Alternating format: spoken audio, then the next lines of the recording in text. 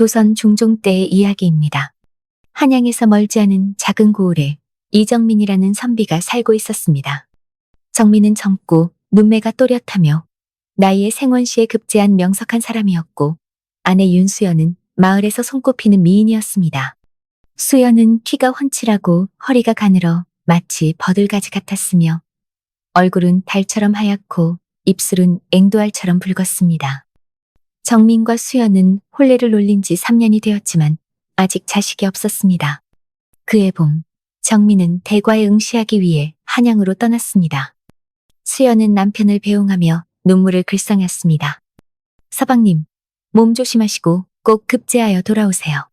정민은 아내의 손을 꼭 잡으며 말했습니다. 염려 마시오.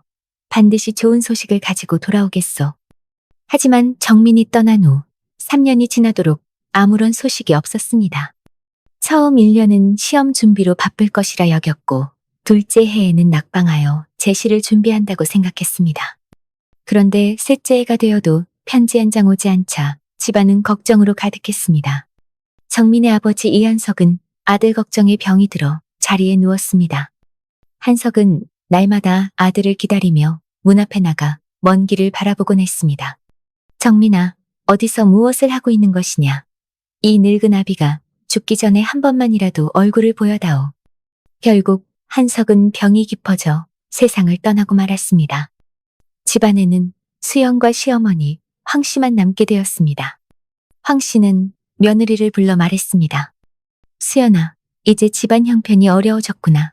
남편도 생사를 알 수 없고 시아버지마저 돌아가셨으니 앞으로 어떻게 살아갈지 막막하다. 수연은 시어머니의 손을 잡으며 대답했습니다. 어머니, 걱정 마세요. 제가 바느질로라도 생계를 꾸려나가겠습니다. 서방님이 돌아오실 때까지 끝까지 기다리겠습니다. 수연은 낮에는 동네 부잣집 여인들의 치마 저고리를 지어주고 밤에는 촛불을 켜고 자수를 놓아 품삯을 받았습니다. 손마디가 붓고 손가락 끝이 바늘에 수없이 찔려 피가 나도 참고 견뎠습니다. 수연의 친정부모와 오빠들은 자주 찾아와 말했습니다. 수연아, 너무 고생하지 말고 친정으로 돌아와라. 아니면 좋은 남자를 다시 만나는 것이 어떻겠느냐? 하지만 수연은 고개를 저으며 단호히 말했습니다. 오빠들 마음은 고맙지만 저는 정민 서방님만을 기다리겠습니다. 한 번 맺은 인연을 어찌 쉽게 버릴 수 있겠습니까? 친정 식구들은 수연의 고집스러운 마음을 꺾을 수 없어 대신 집에 하녀 한 명을 보내주었습니다. 복례라는 이름의 하녀는 40살 정도의 부지런한 여인이었습니다. 복례는 수연과 황 씨의 시중을 들며 집안일을 도왔습니다. 어느 날 황 씨가 감기에 걸려 열이 심하게 났습니다. 수연은 황 씨를 부축해 마을의 의원을 찾아갔습니다. 그곳에서 진료를 맡은 의원은 박성호라는 30대 중반의 남자였습니다. 박성호는 의술이 뛰어나기로 소문난 의원이었지만 몇 년 전 아내를 잃고 혼자 살고 있었습니다. 그는 수연을 보는 순간 마음이 요동쳤습니다. 수연의 아름다운 모습과 남편을 기다리는 정절스러운 마음이 그의 가슴을 두드렸습니다. 성호는 황 씨의 맥을 짚으며 말했습니다. 큰 병은 아닙니다. 며칠 약을 드시면 나으실 것입니다. 그 후 성호는 약을 가져다주는 핑계로 자주 수연의 집을 찾았습니다. 처음에는 황 씨의 병세를 묻는 것이 자연스러웠지만 황 씨가 완전히 회복된 후에도 계속 찾아오는 것이 수상했습니다. 수연은 성호의 시선에서 이상한 기운을 느꼈습니다. 성호가 자신을 바라보는 눈빛이 예사롭지 않았기 때문입니다. 어느 날 수연은 성호에게 말했습니다. 의원님, 시어머니 병세도 다 나았으니 이제 자주 오시지 않으셔도 됩니다. 성호는 당황한 듯 말했습니다. 아, 그런 뜻이 아니라 혹시 다른 아픈 곳은 없으신지 궁금해서 그랬습니다. 수연은 더 이상 성호의 방문을 원하지 않는다는 뜻을 분명히 했습니다. 며칠 후 아침 일찍 대문을 두드리는 소리가 들렸습니다. 복례가 문을 열고 나가자 중년 여인 하나가 서 있었습니다. 김매파라는 이름의 이 여인은 마을에서 중매를 서는 일을 하고 있었습니다. 황 씨가 나오자 김매파가 말했습니다. 황 씨 어르신, 좋은 혼담을 가지고 왔습니다. 황 씨는 놀라며 물었습니다. 무슨 소리입니까?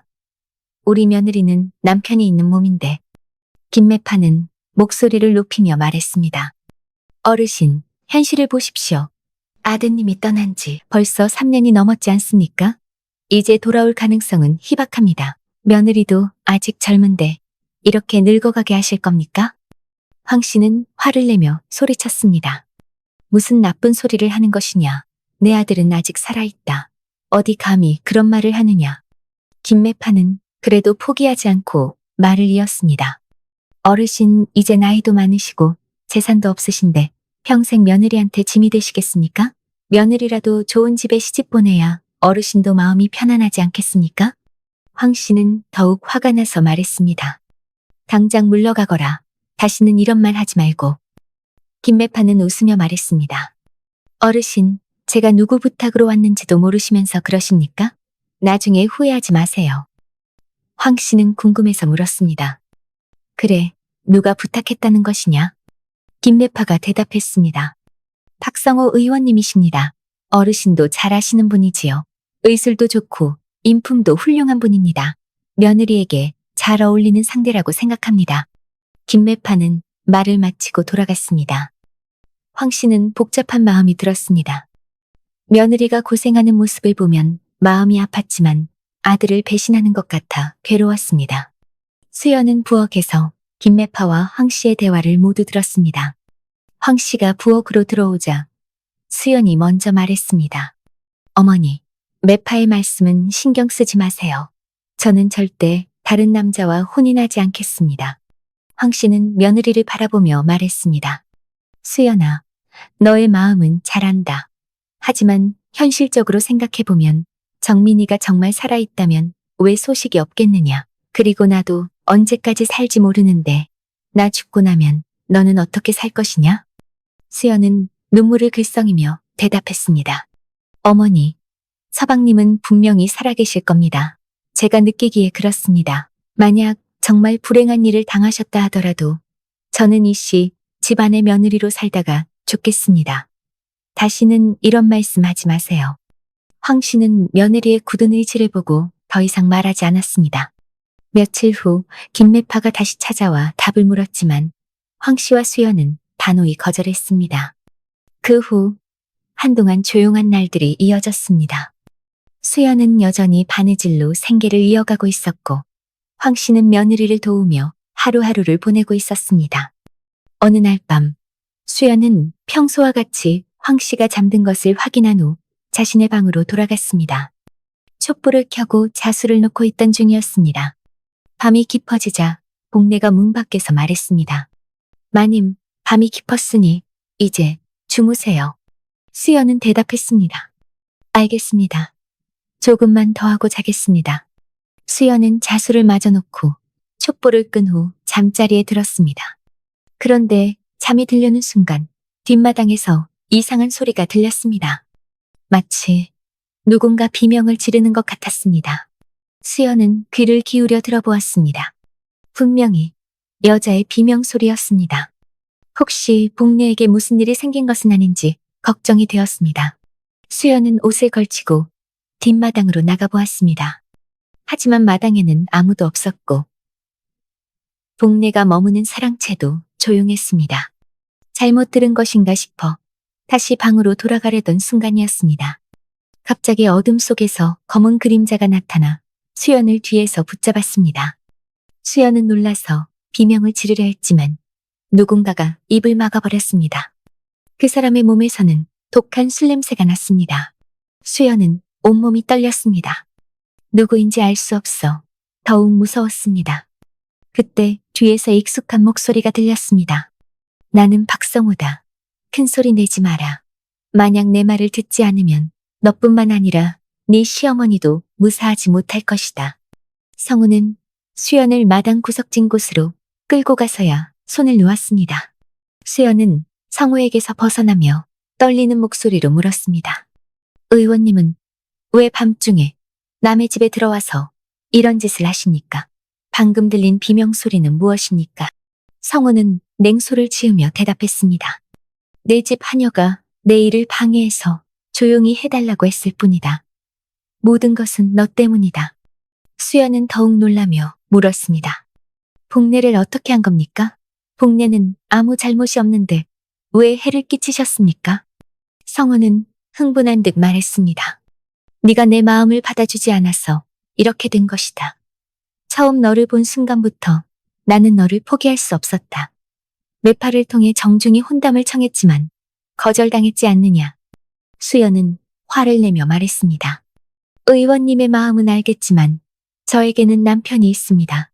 아무리 소식이 없다 해도 저는 기다리겠습니다. 성우는 더욱 격해지며 말했습니다. 네 남편은 이미 이 세상 사람이 아닐 것이다. 현실을 받아들여라. 만약 나와 함께하면 평생 편안하게 살 수 있을 것이다. 하지만 거절한다면 성우는 말끝을 흐리며 협박하는 듯한 눈빛을 보냈습니다. 수연은 두려웠지만 굴복하지 않았습니다. 절대 그럴 수 없습니다. 당장 여기서 나가십시오. 수연이 큰 소리로 외치자 성우는 당황했습니다. 술에 취한 채로 충동적으로 행동했던 것을 후회하며 급히 그 자리를 떠났습니다. 수연의 외침 소리를 들은 황 씨가 방에서 나왔습니다. 며느리의 창백한 얼굴을 보고 급히 물었습니다. 수연아, 무슨 일이냐? 왜 이렇게 놀란 것이냐? 수연은 성호가 밤중에 침입한 일과 복례에게 해를 끼쳤다는 말을 했습니다. 황 씨는 너무 놀라서 정신을 잃을 뻔했습니다.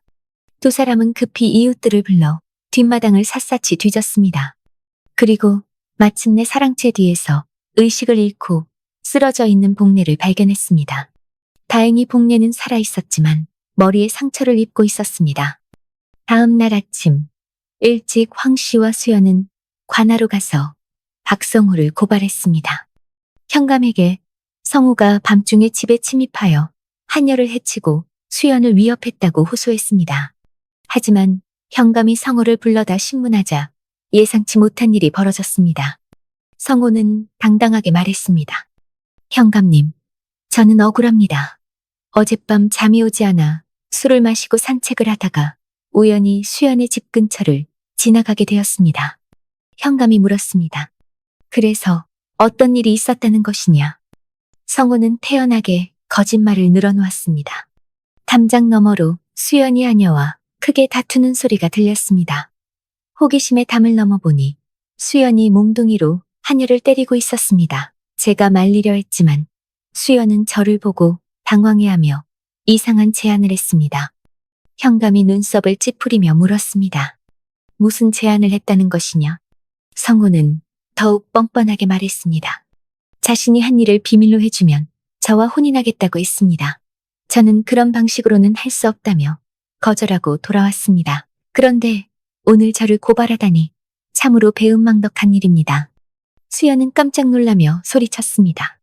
거짓말입니다. 그런 일은 없었습니다. 하지만 현감은 성호의 말을 믿는 듯 했습니다. 현감과 성호 사이에 무언의 신호가 오가는 것을 수연은 놓치지 않았습니다. 현감이 성호에게서 뇌물을 받았음이 분명했습니다. 현감은 호통을 치며 말했습니다. 수연, 네가 불륜을 저지르고 하녀를 해친 것이 사실이냐? 어서 실토하지 않으면 매를 맞을 것이다. 황 씨가 애타게 말했습니다. 현감님, 저희 며느리는 그럴 사람이 아닙니다. 박성우의 말은 모두 거짓입니다. 하지만 현감은 들은 척도 하지 않고 포졸들에게 명령했습니다. 수연에게 매질을 가하여 진실을 밝혀내어라. 포졸들이 수연에게 매질을 가하기 시작했습니다. 수연은 억울함에 눈물을 흘리며 매를 맞았지만 끝까지 거짓 자백을 거부했습니다. 손과 등이 피투성이가 되어도 굴복하지 않았습니다.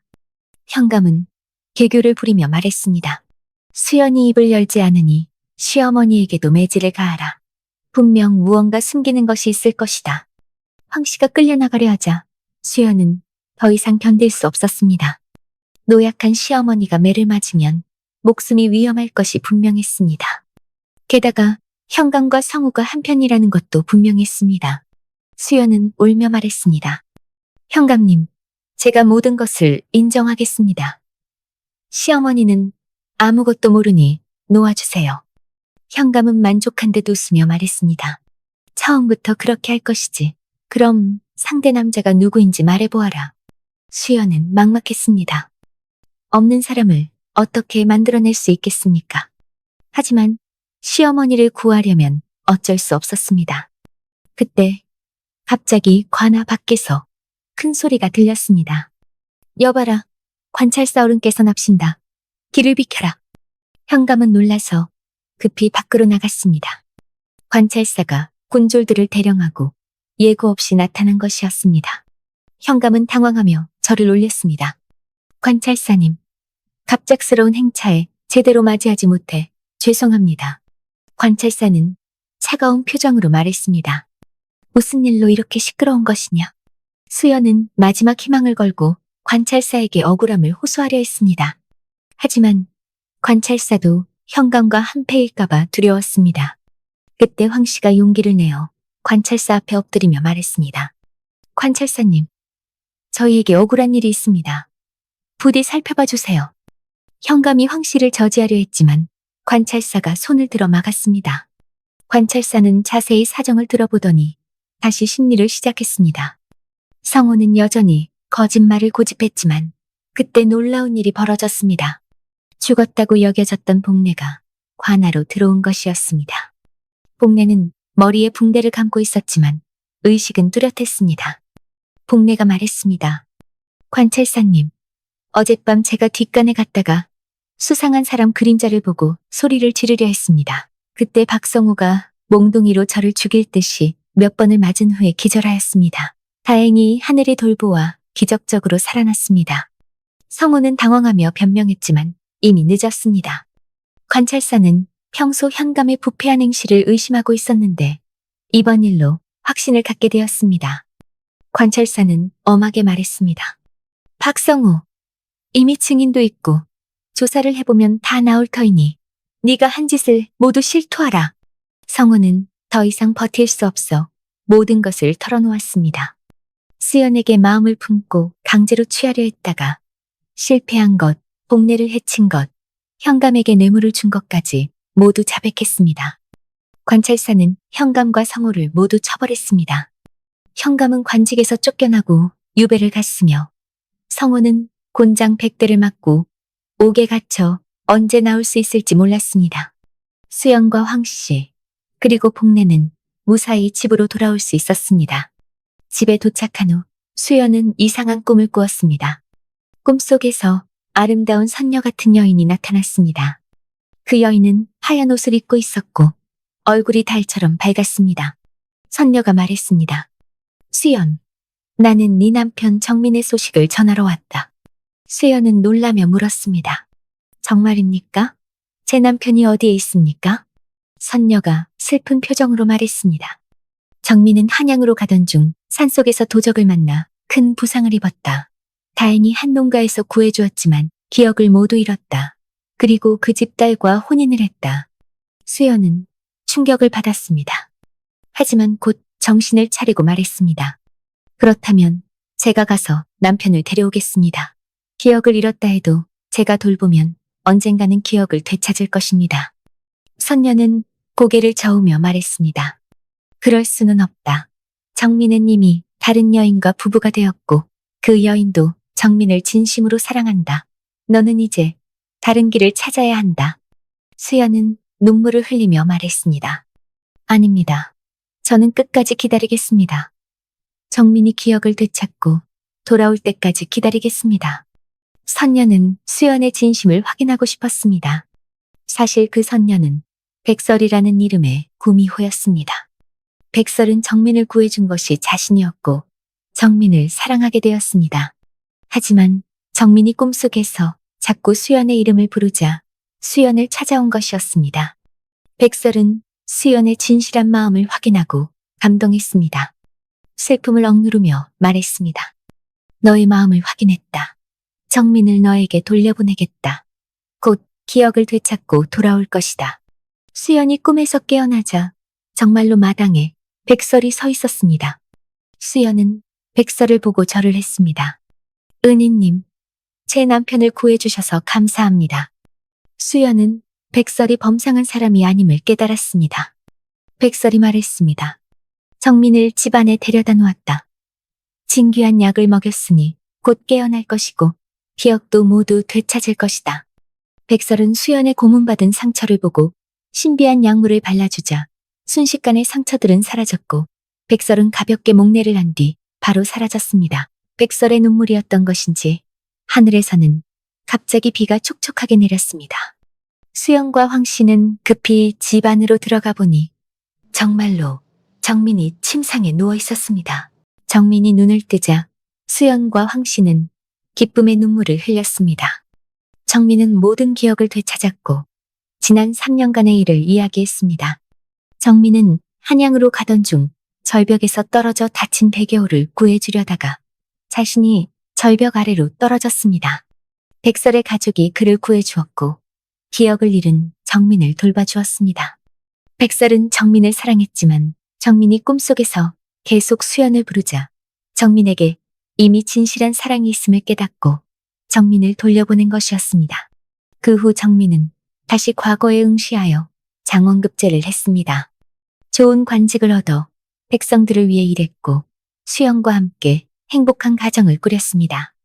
황 씨와 복례도 함께 편안한 노년을 보낼 수 있었습니다. 몇 년 후 수연은 아들과 딸을 낳았고 정민의 올곧은 성품과 지혜로운 마음으로 더욱 좋은 벼슬에 올랐습니다. 수연은 가끔 꿈속에서 백설을 만나기도 했는데 백설은 모든 것을 해탈하고 더욱더 수행을 쌓아 신선이 있는 하늘로 올라갔다고 했습니다. 이렇게 의리와 사랑을 지킨 수연과 정민은 평생 행복하게 살았고 그들의 이야기는 마을 사람들에게 오래도록 전해졌습니다. 진실한 사랑과 변치 않는 의리가 결국 모든 시련을 이겨낸다는 교훈을 남긴 아름다운 이야기였습니다. 솔솔야담 재밌게 보셨나요? 영상을 빠르게 만나보시려면 솔솔야담 보름달을 클릭하여 구독을 눌러주세요. 새로운 영상이 올라오면 알람을 보내드립니다. 다음 동영상과 추천 영상도 준비했으니 많은 시청 바랍니다. 항상 건강하시고 행복하고 좋은 일만 있으시길 바랍니다.